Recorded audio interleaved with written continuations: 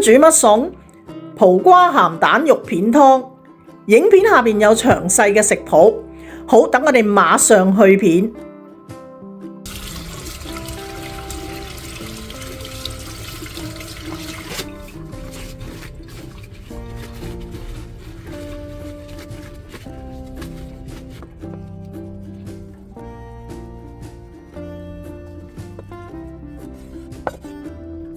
呢個呢，其實係筋膜嚟嘅，你煮湯呢，唔介意可以一齊煮埋佢都得嘅。炒呢，就起咗佢比較好啲，因為佢都有啲韌度嘅。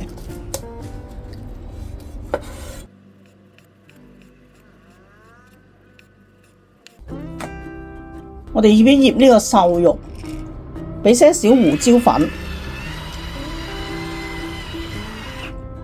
，1/2茶匙嘅鹽。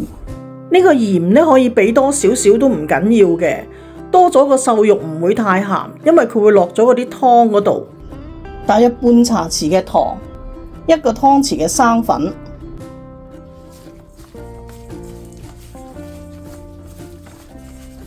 俾少少油封一封個肉汁，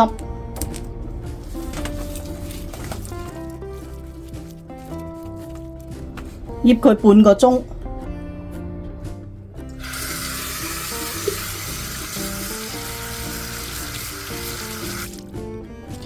呢個葡瓜呢，你炒呢就可以間開咁刨皮，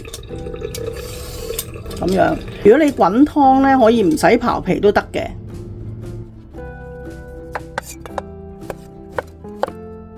你可以切滾刀狀或者切片都得。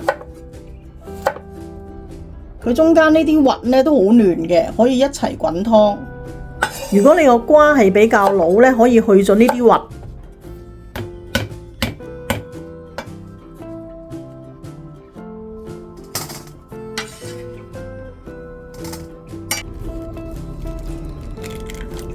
將呢個鹹蛋呢分開蛋白同埋蛋黃，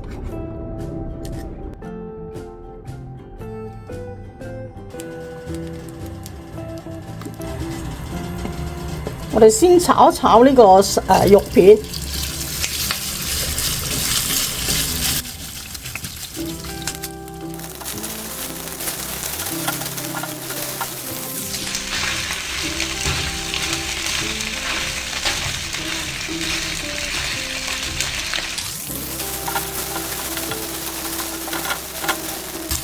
加埋我哋嘅薑落去啦，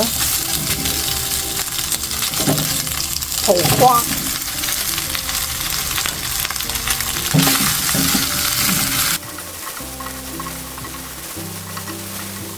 加入呢個熱水，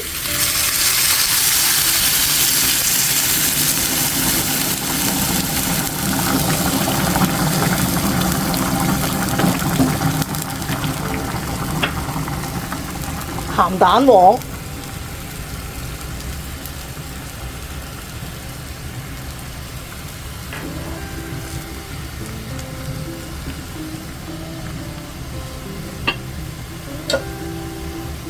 冚蓋煮5分鐘。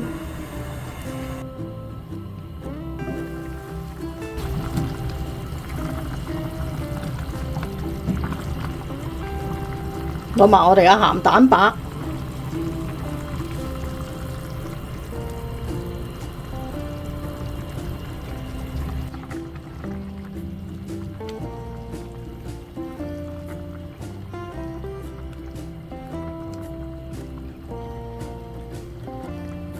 落鹽之前呢，試一試個味，因為個鹹蛋白有味，豬肉我哋都醃過嘅，我覺得呢個味啱我啦，所以我就唔使落鹽，落返些少嘅胡椒粉。